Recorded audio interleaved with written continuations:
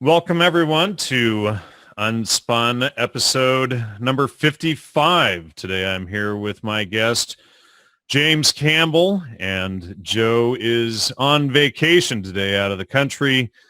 He decided he couldn't take it in the States anymore, so he had to flee for a couple of weeks, get himself out of here.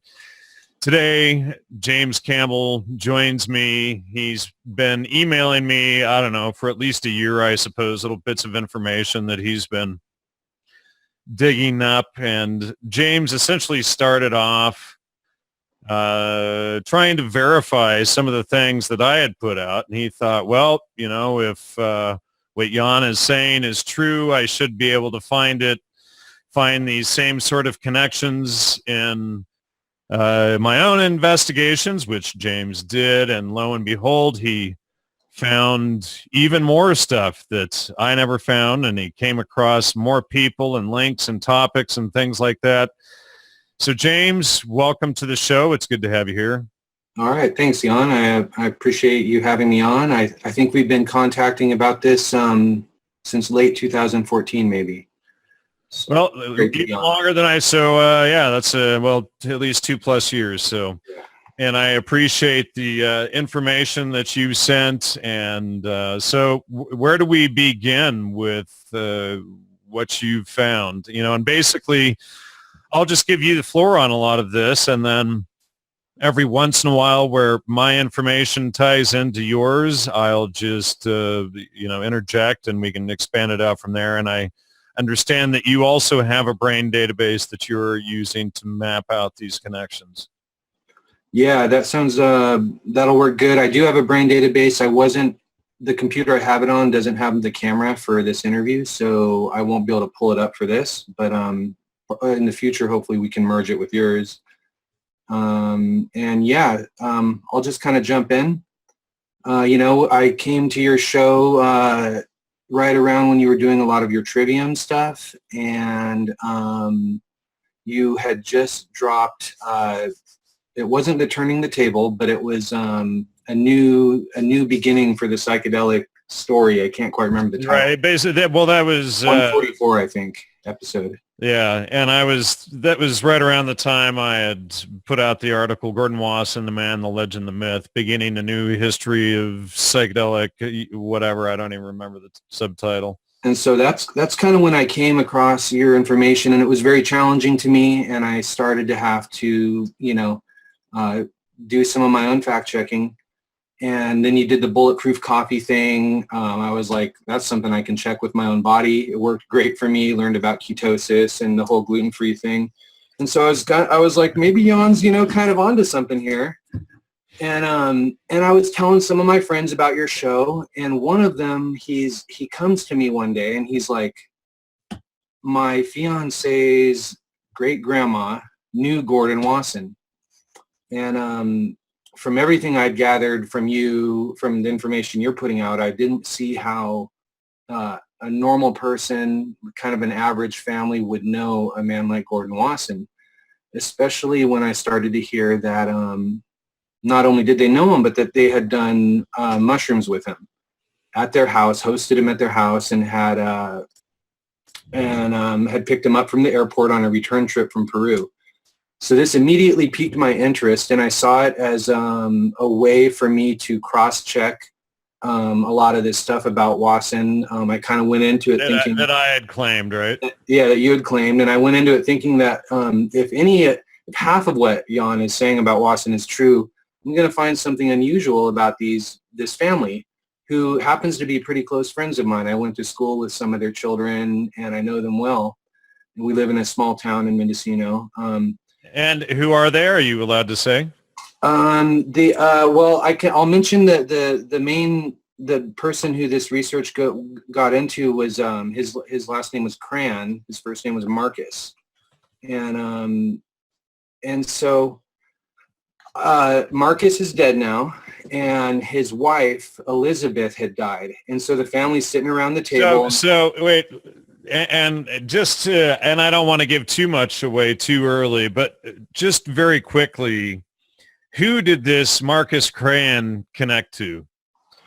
Marcus Cran connects directly to Gordon Wasson. Well, and two other infamous characters, Sirhan, and Tex Watson. And Tex Watson. All right.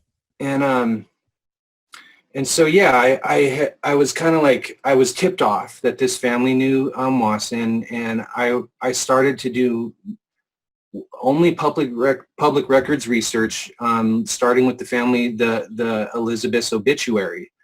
And pretty soon I was able to show that the family was back at the Magna Carta battle. They were at Plymouth Rock. They were hanging out in Ohio when Rockefeller was doing Standard Oil. And they made it all the way to the LA Basin, hanging out with the Huntingtons, working at the Huntington Library and stuff. And I was like, okay, this family's got an interesting pedigree. They're even related to the John Adams presidential line. And I was like, okay, so that sounds kind of right for like Wasson to know kind of a family maybe with a pedigree like this. It fit pretty well. I think, did I mention she went to Wellesley College? So who else went to Wellesley? Let's see. There was Hillary Clinton, I believe. Yeah, I think didn't Gordon Wasson's mother go to Wellesley? Gordon Wasson's mother went there too, and she was as a librarian, I think. So what was her name again? Now I'm forgetting. You sent me some info on that. I can't remember at the moment. That was interesting though, because Elizabeth was a librarian at Wellesley also. So it was funny. I don't think she could have met Wasson's mother though. And so that was the wife, and I was like, okay, this is all Mary Deviney Wasson. Sorry about that. And then she was one of the Wellesley girls, one of the half dozen, and along with Alice Aries, Nellie Bates, Tyler, and some others. But apparently the half dozen were famous women of Wellesley. Yeah, the Wellesley half dozen. There's like an article write-up about them that I've collected off the Columbia University website. I think weren't they kind of behind the whole Dewey Decimal System too, I believe. There was a connection. I don't remember if let me see. There was Melville Dewey was working. Mary Wasson knew him, and then he creates the Dewey Decimal System. I don't know if they were directly involved in that, but yeah, that's the same group of people. And then Mary has Gordon and Thomas Campbell Wasson. Of course, Thomas Campbell Wasson becomes the first ambassador to Israel, and then the Jews assassinated him about 2 weeks after Israel was founded on May 13, 1957. Right on. Okay, so we can also see one of the other little interesting links when I heard about this. Sorry, the year may be wrong that I just said. It was on the May 13th, though. Go ahead. Sorry. One of the interesting things, too, that this family that knew Wasson, they were also into collecting valuable books, mainly from the first era of the printing press, which brought my attention because I knew Wasson had published some rather valuable books himself. And I was able to actually get a copy. These people had one of the biggest books of old book collections in the U.S. When they sold it, it was worth quite a huge sum of money. And here's a bibliography of their book collection. And in it, I'll show you in a slide later, you can see that they were in possession of all of Wasson's books, the ones he did with Valentina. And as well, they had the Hall Carbine affair as well in their library. In addition to that, they had original recordings of Maria Sabina. I assume they got them directly from Wasson as well, being friends with him. So pretty early on, I was able to establish that they had Wasson's books. I think one of those books wasn't only 500 copies ever printed, something like that. Right, and I had found a list of a number of people that Wasson was handing some of his books out to, and most of them were intelligence and council on foreign relations members and things like this. These were no low-level people that Wasson was giving these first 500 copies out to. That's why when I was able to determine that they actually were in possession of copies of his books, including the Hall Carbine affair, I was like, okay, this is these were probably people on the inside, not just casual friends. You know what I mean? So I thought that was pretty interesting. I was hoping that I would actually be able to find the book there at the house still, because they have an office, but they had actually sold that book in auction with the whole collection when they died. So I wasn't able to get a copy of the book, although that would have been really exciting if that would have turned up. I'll go through a couple quicker points. His brother-in-law, Dana Adams Schmidt, was in contact with John Foster Dulles. He appears in the WikiLeaks and Crest CIA databases. Knew King Hussein. Just an interesting kind of player that for Cran to also have in his family. Sorry to interject here. Did I ever send you any of the King Hussein documents that I found at Princeton? You showed me a couple involving Hamilton Fish Armstrong, I believe. Right, exactly. And then, interestingly, Hamilton Fish Armstrong, who was clearly working with the CIA and CFR, et cetera, he was feeding information back and forth, and then he knew Wasson. But the weird, strange issue here is that John M. Allegro was close friends of King Hussein.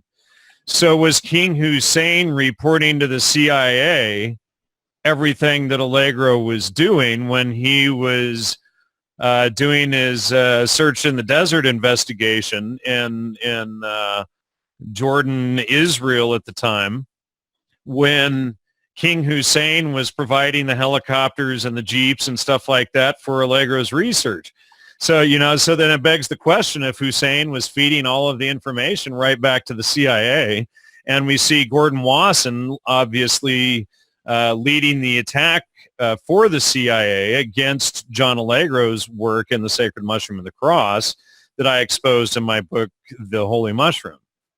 There's a possible connection there, because from what I can tell, this man, Dana Adams Schmidt, his relationship to the Dulles brothers and King Hussein, you can see in the WikiLeaks cables that it seemed to be a channel to provide information from Hussein to the Dulles brothers, as well as you also can find him in the WikiLeaks cables talking to Kissinger, and I think a couple other high-ranking officials. And they were tracking this guy's movements all around the Middle East, and kind of they knew when he was with King Hussein and they knew when he wasn't.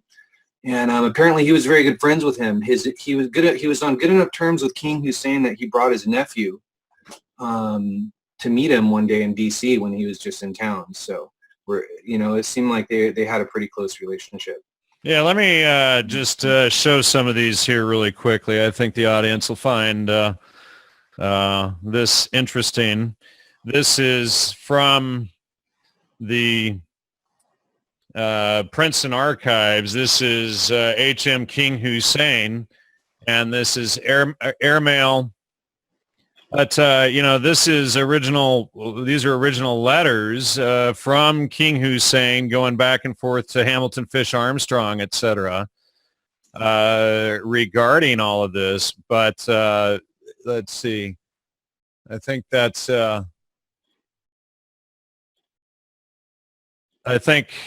Hamilton Fish Armstrong right there.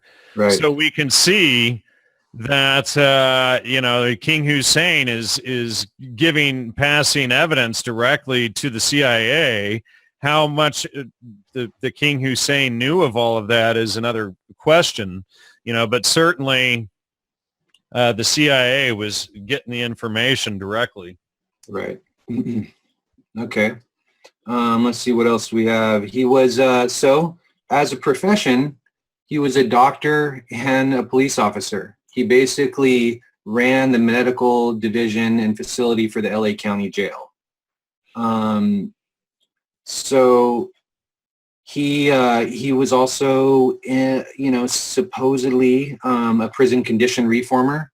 although I have letters that I found in his files from people suggesting that he was anything but, and that he ran the absolute vilest conditions in his prisons. I do have him on record as using his prison population to study venereal diseases, as well as different types of drugs being injected to help people be cured of gambling habits. He did sterilizations in the 40s. Later on in the 60s, he kind of came out against forced sterilization.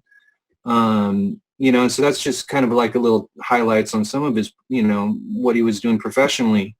And then, like we had mentioned earlier, he had some major cases. One major one, the whole don't talk to strangers idea came from one case he did, a Fred Strobel case, which involved murder of a little girl. But by far the two biggest cases he handled was the Tex Watson case and the Sirhan case.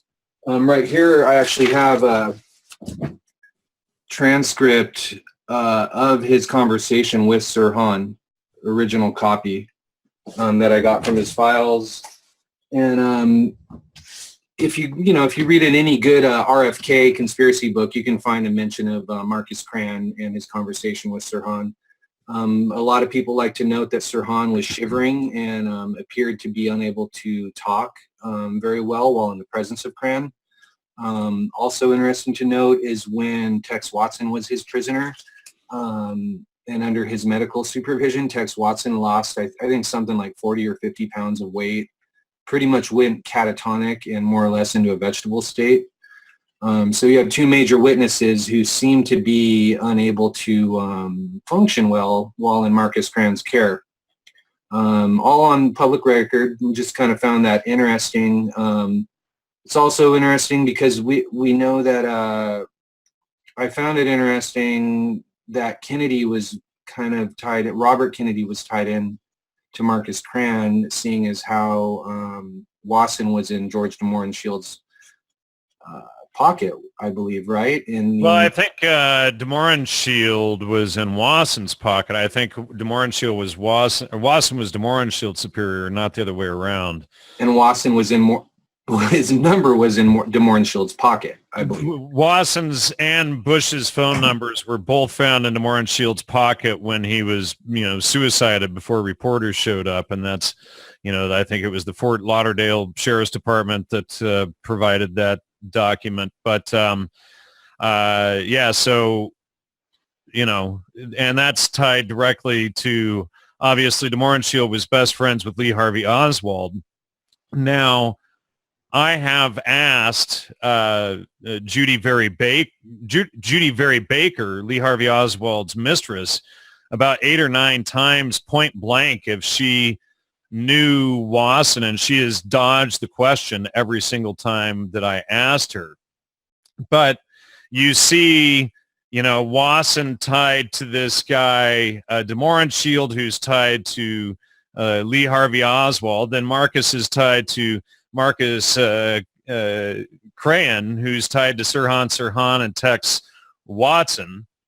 And then all of Wasson's buddies are tied to the Esalen Institute, where Charles Manson was shortly before the murders.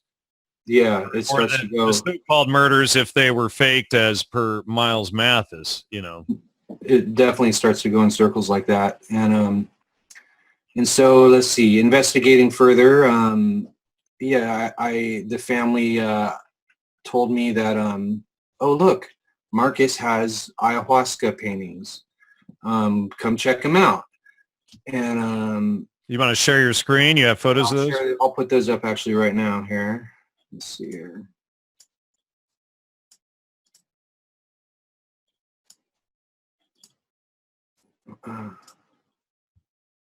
Well, here, I'll go through a couple other slides first, and I'll return to the paintings. Here you can see Marcus Cran, Sheriff. Okay. Here you can see his dad. You're not sharing screen, so make sure you're sharing the screen. Okay.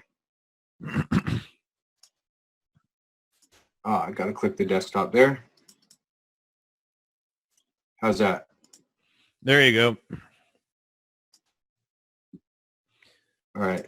So here we can see Marcus Cran. I have found some of his ID and stuff showing he was a doctor, who he was. Here's his badge. Just go through these quickly. Here you can see the organizational flow chart at the LA County Jail. Here he is right here, medical director. You can see everything beneath him. He was in charge of the whole shebang. He only had a couple people above him. So that gave him a lot of power, and he had over 9,000 inmates beneath him that he was controlling, doing experiments on, as I'll show later on, and all that kind of stuff. Wow. Here we can see, I was mentioning in the book earlier, his bibliography of what their book collection. You can see the Hall Carbine affair at the top here, Soma. Here's one him and Roger Heim did. Right. Roger Heim was from the Natural Museum in Paris, France, and part of MK Ultra Subproject 58 with Wasson.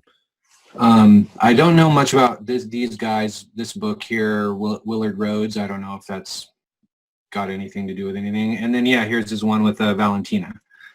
And on another page, I don't have a picture of it, they had a listing. They had a itemized Maria Sabina recordings.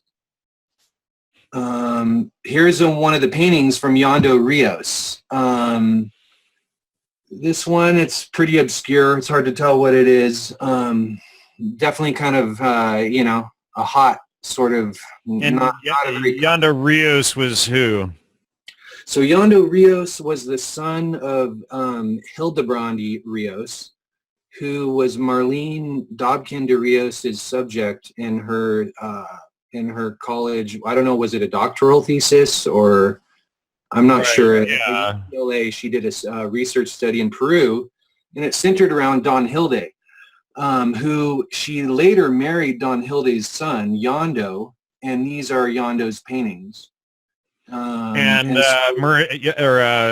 Dobkin de Rios, I had her on the show many years ago. She died a few years back. She's basically the one who popularized ayahuasca. I have wondered for a while if she flipped and came out to expose everything. She started warning everyone against ayahuasca, et cetera, in her book, Ayahuasca, Tea Laced with Controversy, right before she died. But there is some evidence to suggest that Marlene started doubting her work as an anthropologist, a weaponized anthropologist, in promoting all of this stuff. Well, I do find it interesting that this police officer doctor was in Peru pre-70s taking ayahuasca with a shaman who was the research subject of Marlene's UCLA study. Yeah, that is quite strange, isn't it? And it seems to me like fairly, ayahuasca, for sure, people, the Burroughs, wrote about them and stuff, but it was not well known or popular at this point. And so I would call him pretty cutting edge to be all the way in Peru bringing paintings home. And Yondo Rios later became a famous painter too, at least within his genre. I know some of his paintings have been on display at the Smithsonian on a panel having to do with changes in consciousness. And here's the final painting. And what I find interesting about all of these paintings, Jan, is I find it, you talk a lot about the whitewashing of shamanism. And all three of these paintings, they do not look like we're getting the whitewash version here. Yeah, that was Professor Neil Whitehead who tried to expose originally the whitewashing of shamanism or neo-shamanism, and he wrote a couple of books on the Kanema shamans of South America. He was a victim of a Kanema attack in Guyana, and ended up getting what did they give him? Anyway, he got some disease, but it's basically the complications of it eventually killed him. He died in 2012 or something like that. But I don't see any way this painting can be interpreted as anything but dark. And this was the son of Don Hilde who painted this, who himself decided he did not want to be a shaman. And so I just think it's interesting to see some 1970s shamanic art really not showing pretty white lights and beatific scenes, but actually kind of rather showing a dark, rather gruesome and monstrous depictions, you know? Yeah. From what I heard from his family, whatever Marcus went through down in Peru, it was a bad trip for him. He did not enjoy it. It sounded like he had some demons to wrestle with from what I've heard. Now, okay, go ahead. Now, you sent me a copy of that, I believe, that last one you just showed. Yeah.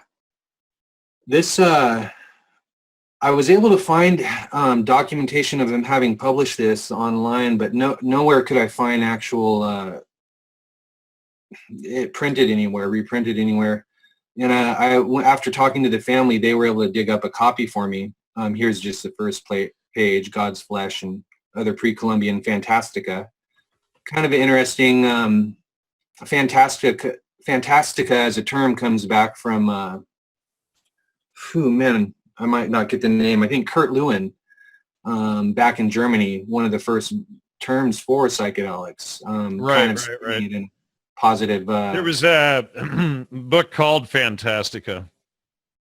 And what I find, we probably don't have time to read this pamphlet now, but what I find interesting about it is I feel like Cran in this, and this is this pamphlet is a lecture he gave to medical professionals at the George Dock lecture series.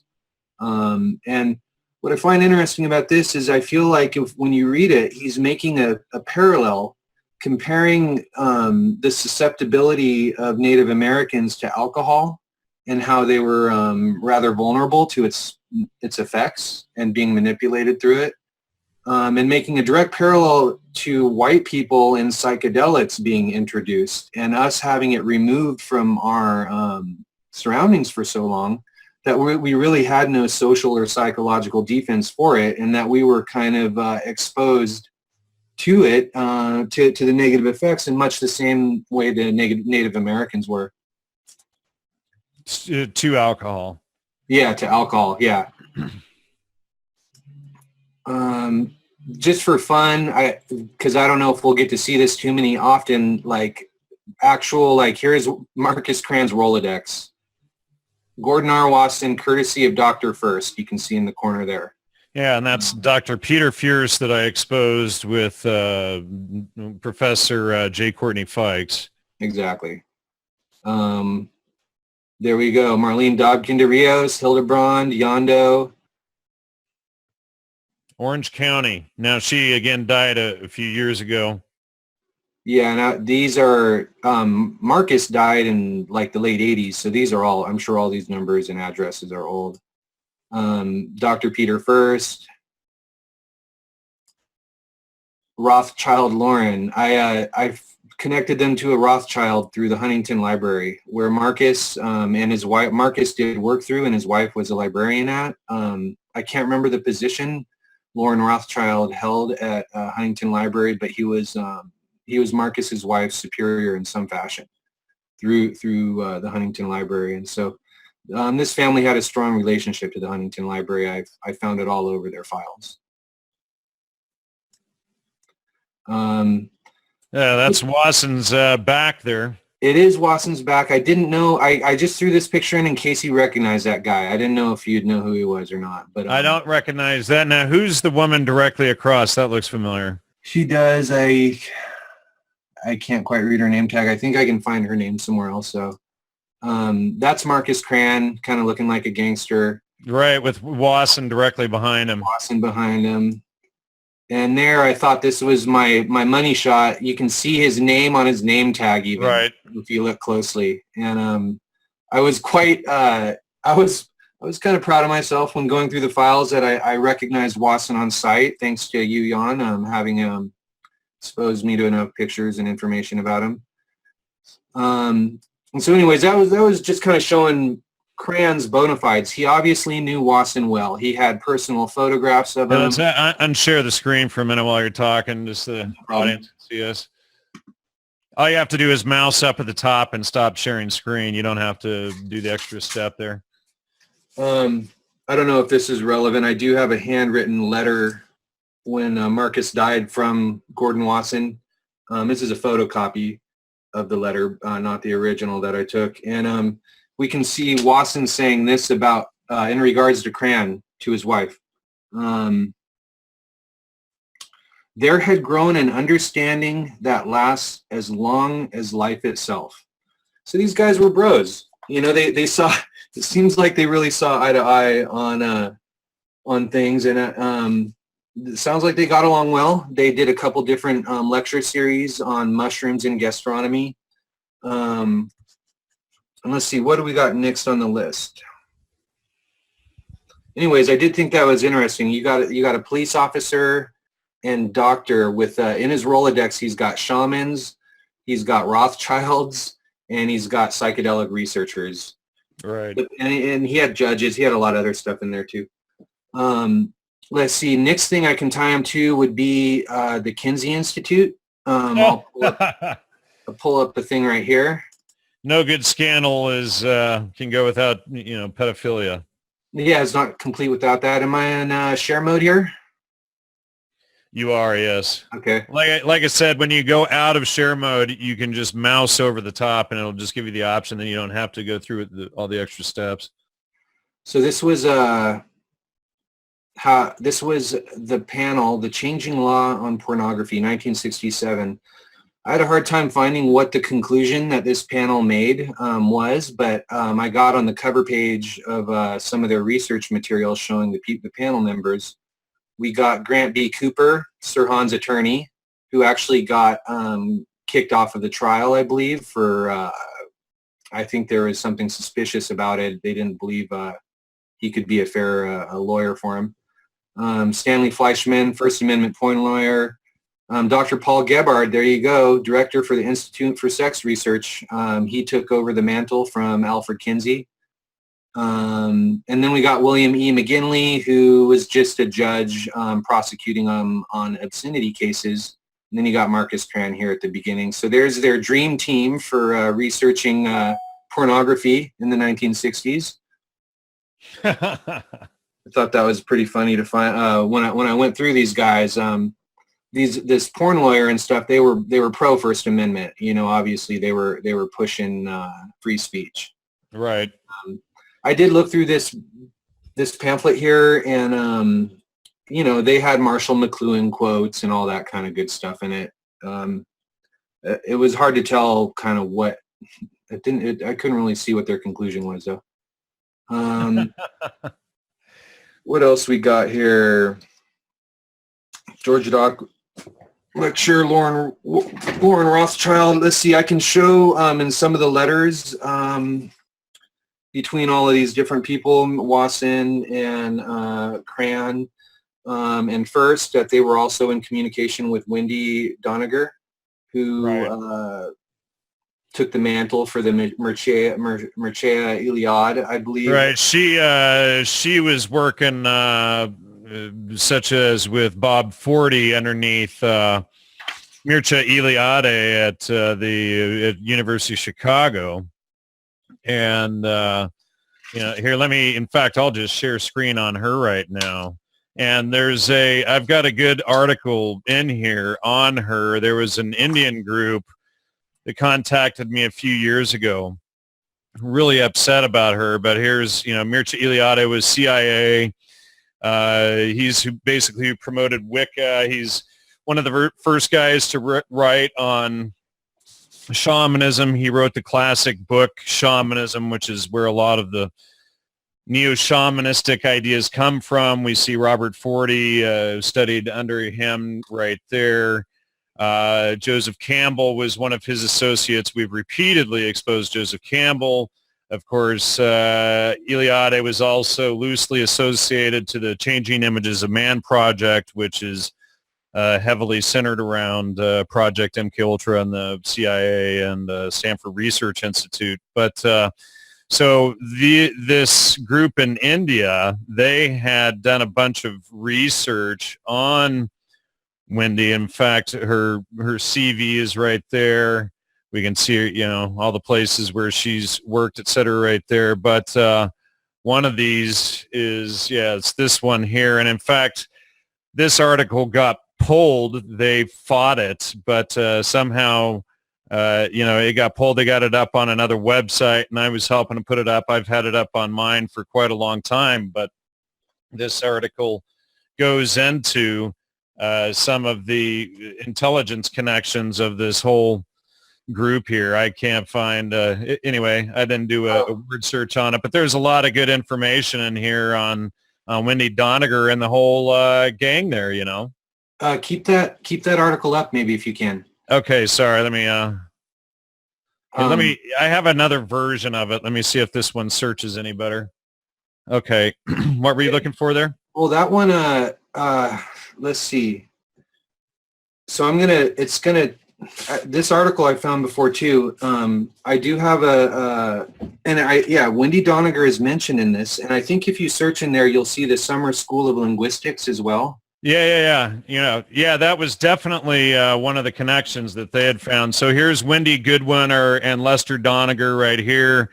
They show up in this investigation. Now, this group of Indians who was investigating her, they basically, they were furious because they had discovered that Wendy Doniger O'Flaherty, whatever, she's got like 4 different last names, had basically committed academic fraud, or apparently committed academic fraud, and was involved in, all of this stuff with Wasson and, promoting the Amanita muscaria mushroom as the Rigvedic soma. And so it was Wendy, apparently, who faked most of those citations and how she interpreted them. And I had, tried to get Wendy to come on the show to defend herself, but she wasn't interested in doing so. So what was funny about that article is, so here we got a letter. You can kind of see Gordon Wasson's letterhead and him talking about with the O'Flahertys, Wendy Doniger. In case anyone needs those dates to verify some other meetings or something, we have that. But what was interesting is, as well, in Cran's collection of materials, I found this leaflet from the Harvard Botanical Museum. Uh-huh. The mushroom, what's the title there? The Mushroom Madness of the Kuma. Yeah. And this is written by Roger Heim and Gordon Wasson. And they went on a little expedition to Papua New Guinea to inspect a reported case sighting of an entheogen that they wanted to go check out and be on the spot for, which is, they'd already been doing around the world. So I read through this, and within a couple pages, you find them meeting up with the Summer School of Linguistics, which we can see in that article as being directly tied to a CIA program. And I was later found there's a book even about this, a 900-page book called Thy Will Be Done, The Conquest of the Amazon, Nelson Rockefeller and Evangelism in the Age of Oil by Gerard Colby. So in that book, they outline the Summer School of Linguistics, its connection to the CIA, the Wycliffe Bible translators, and a bunch of different stuff like that. There you go, SIL International. And so in this Botanical Museum leaflet, I can show Roger Heim and Gordon Wasson communicating with the Summer School of Linguistics, and even I believe at one point they even call one of the dudes who worked there an informant, which I think I remember somewhere in your show mentioning that they usually kind of tip you off like that by here, check it out. Here, look at this. Look who shows up right here. John Marks, former state official who worked for the Bureau of Intelligence and Research, author of Search for the Manchurian Candidate, which I outed as a disinfo book, right? Yeah. Yep. So this article is actually kind of great because it ties Wendy, Wasson, Summer School of Linguistics. It confirms that this leaflet that I have is pretty much a Harvard booklet on a CIA expedition that Roger Heim and Wasson went on to Papua New Guinea to try to find more psychedelics. And they worked in coordination with SIL International, a known CIA. Look at this here. Look. Yep. That was their whole thing. Yeah. And there's Lester Doniger became the president. Yeah. So Wendy, one step away, obviously, this guy's her husband or ex-husband, but and then her working with Wasson and, obviously we now know that Mircea Eliade was CIA, and Wendy actually, didn't she take his place as the chairhead at Chicago U after him, or she was awarded as some I think chair he got position? the award. He got the award and took his place, I believe. Right, I believe so. Yeah, she pretty much holds the mantle for that whole project. Mircea Eliade's project. Unfortunately, she doesn't want to work with, she doesn't want to discuss her work with the CIA openly. None of these people do. They all play games with it. Right. Sorry, it's getting darker here as we talk. I'm trying to get the lighting on. Okay, do you have another light you can just turn on there? Yeah, let me try that.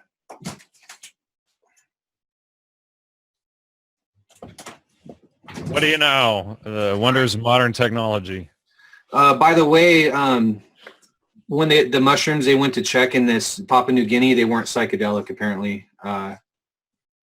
Just for a little tidbit there.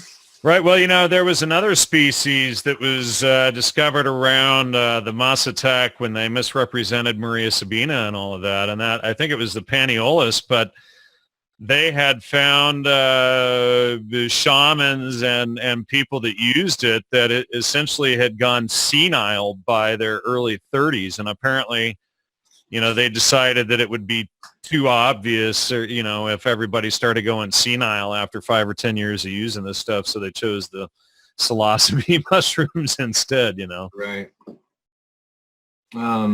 What else we got here? So I'm in Mendocino County. I don't know, things start to get a little bit personal, but we had up in Mendocino County, we have a place called Mendocino State Hospital, which is where the Jim Jones cult took off from.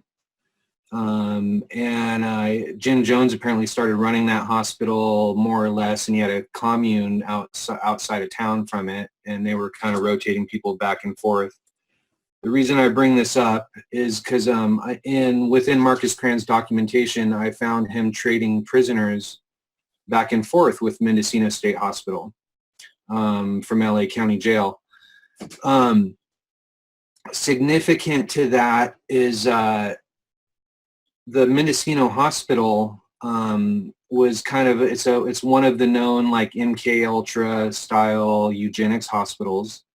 They were doing LSD research there. That whole kind of rumored thing we've always heard about from the 60s, that LSD changes your chromosomes, came from Mendocino Hospital. That was where they were doing the LSD research. And I couldn't find too many more ties, just that Marcus Cran was trading prisoners back and forth. He was interested, as I'll show in a little bit, in LSD research on prisoners. He's trading prisoners to a facility where they're known to have done LSD research on the prisoners as well. I'll get to kind of some of my evidence of that in a second here.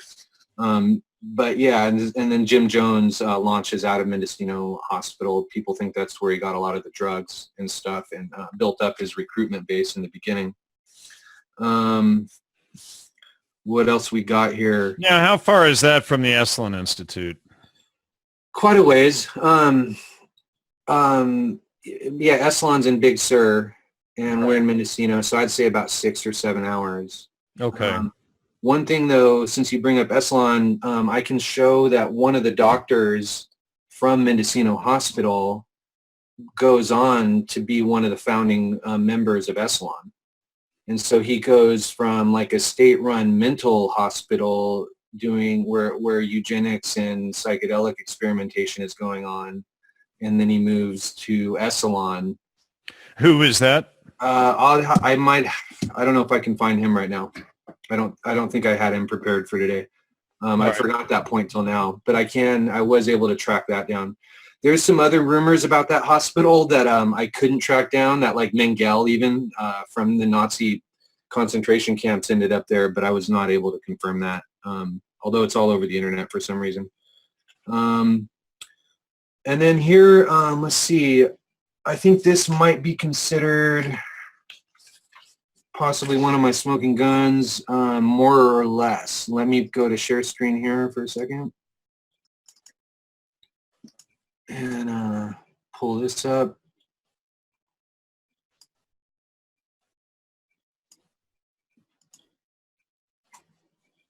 All right. This letter here, it's to the secretary at the Botanical Museum of Harvard University, which was that Schultes ran that? Right. And I can't remember, Wasson helped fund it through JP Morgan or something like that. Right. Well, JP Morgan actually, I think, created it. I've got a quote somewhere in one of my articles about JP Morgan funding its creation.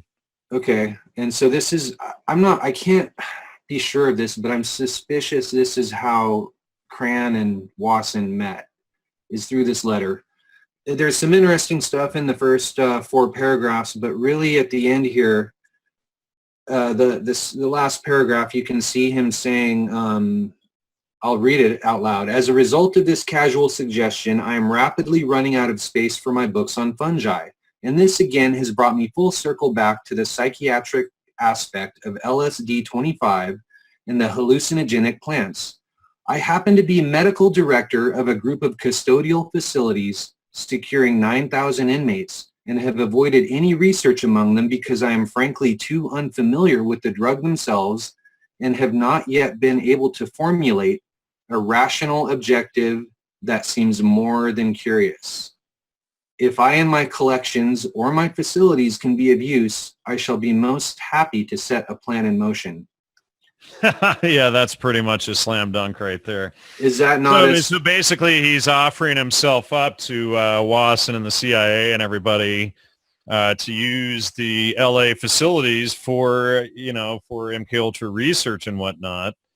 Yeah, I mean, we don't have evidence that he did it, but we have evidence that he volunteered himself and his 9,000 inmates for the job. And that him and Wasson continued a relationship thereafter as well, so yeah, they may not have done it, but I think this was what in that letter when he died, this was how they saw into each other's souls and knew each other. This really puts Marlene Dobkin de Rios in a nasty spot, doesn't it? I mean, that's pretty much, with the paintings and with everything and the connections to this and where this stuff was all located, it really puts her right in the core of this intel nest, doesn't it? She's a member of the cell. Definitely, it seems like it. She may. I do agree in what was it? A tea laced with controversy. There might have been signs of her having regrets, like you've been suggesting. Either that or, I don't know. I mean, she emailed me a couple of months before she died saying that she would come back on the show. I wanted to ask her about all of this, and unfortunately, she expired before I could get her back on. But, it really would have been nice if she had just come clean. But she had left She had left as the professor of anthropology at Cal State Fullerton and went over as an associate professor of psychology at UC Irvine. So, it's who knows, obviously anthropology and psychology combined is a pretty good setup for mind control for anyone who's, looked at Edward Bernays and not Edward Bernays, Gregory Bateson and the whole foundation of MK Ultra. She's definitely right in there, and she's, along with Agents Burroughs and Ginsburg in their pedophilia book, The Yage Letters, she's really the key promoter of ayahuasca. Definitely. Her relationship to Yoniger and all that. And now, I don't know if this letter is worth digging into more further research. Let's take the share screen off, though. Yeah, no problem. Let's see here.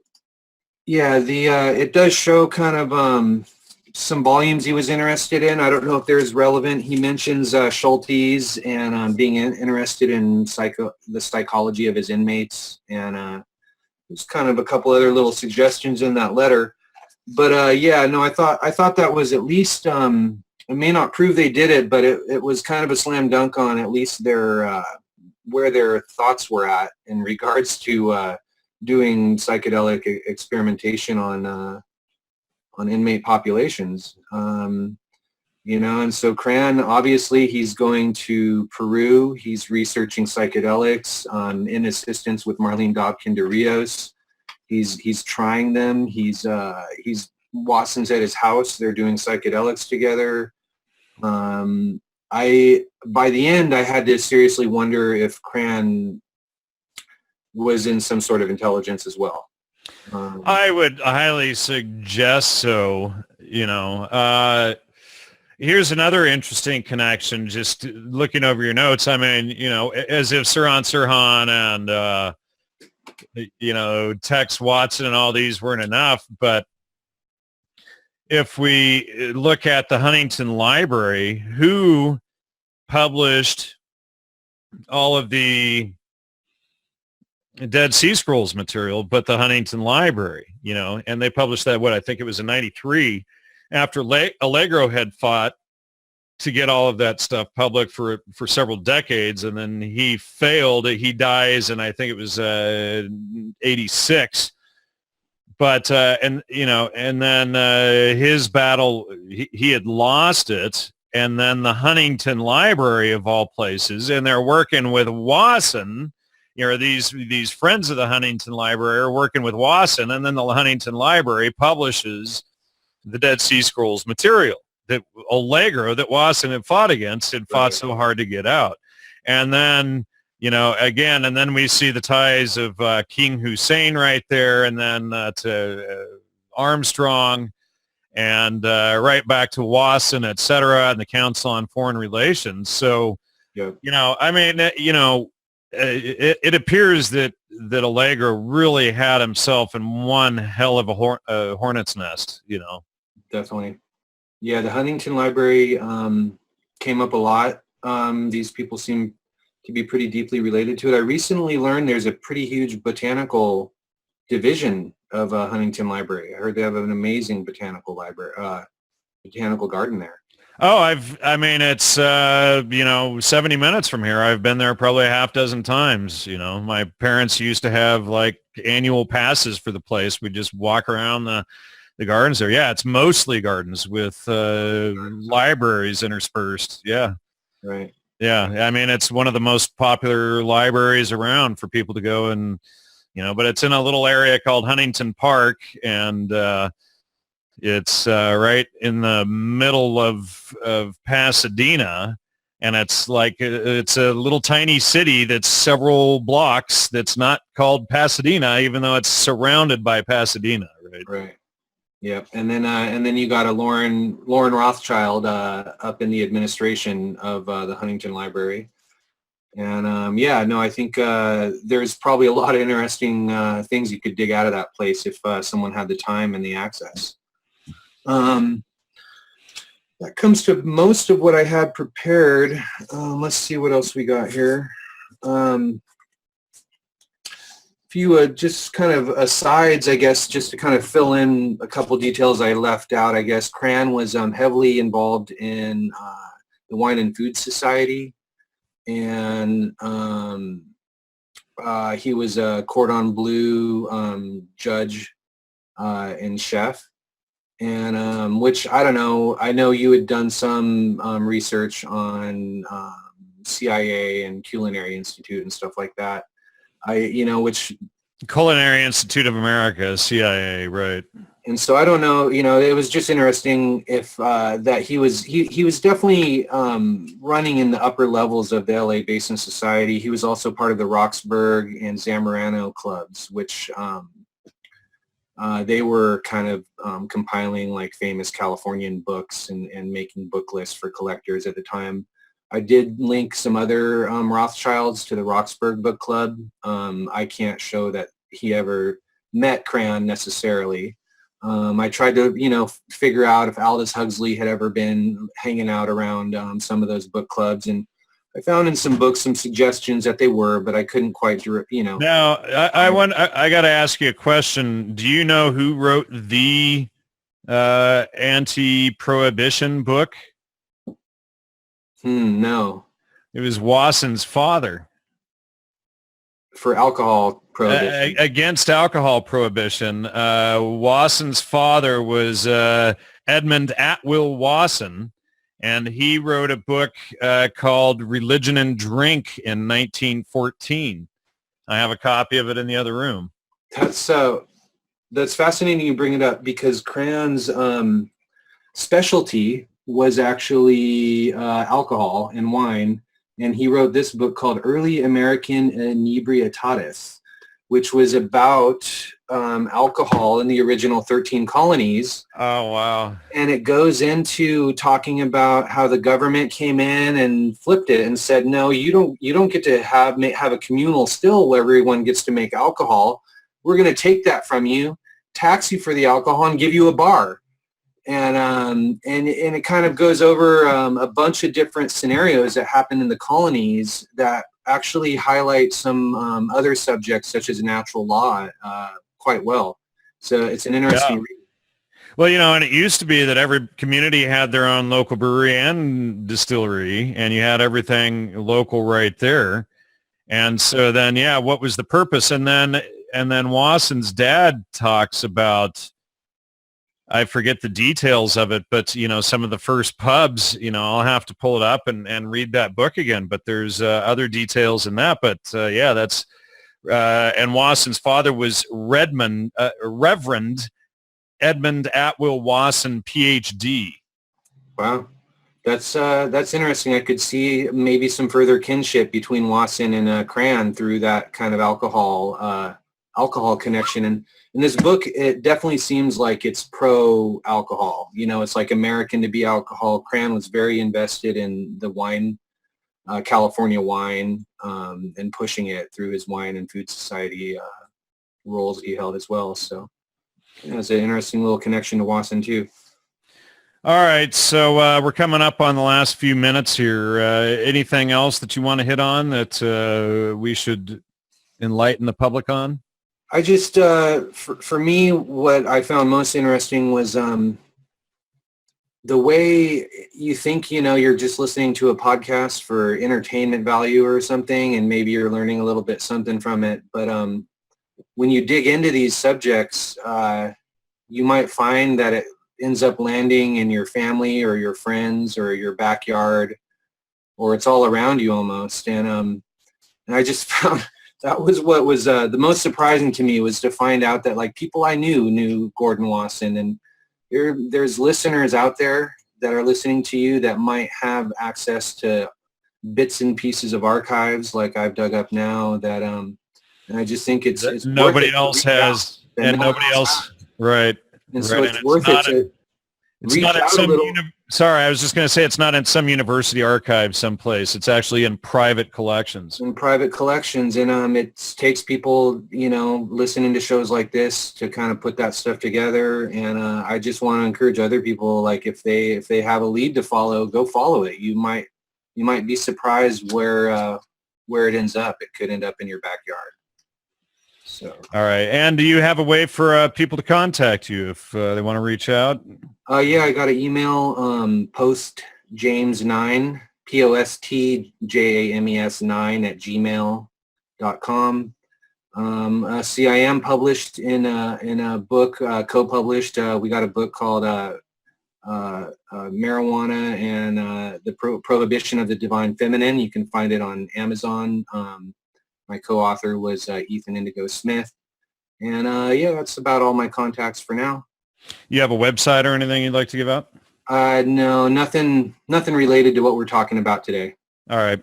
And for the Gnostic Media website, it's at gnosticmedia.com, GNOSTIC media.com. And of course, we can't do it without listener support. Please go to the website and donate, contribute, get a membership, order something from the website, help out. This is a listener-supported show, and we do bring you all of this rare research and information on the underlying facts of MKUltra that the CIA and every other group and publication has denied the public for the last 50 some odd years. You can get it through Gnostic Media. Thanks so much, everyone, and we will be back next week. I'm not sure if Joe will be back next week or not, but hopefully we'll have something good for you then. See you then. All right. Thank you. If we want to change the world, we must first change the media. Mainstream media exists for the purposes of indoctrination and manipulation of public perception. The world of free and independent media is growing, and with the upsurge in information now available in the public domain, it has never been easier to access free and independent media. The exploration of this information resulted in an experimental project which would provide a fully supported space for researchers, whistleblowers, and seekers of all kinds to express themselves and educate the world. On the 1st of January 2015, Conscious Consumer Network was launched to the world. Nobody thought we would make it this far, but CCN is the longest running free and independent media network of its kind. CCN is a unique collaboration of hearts and souls, bringing you information from different perspectives to educate and inform.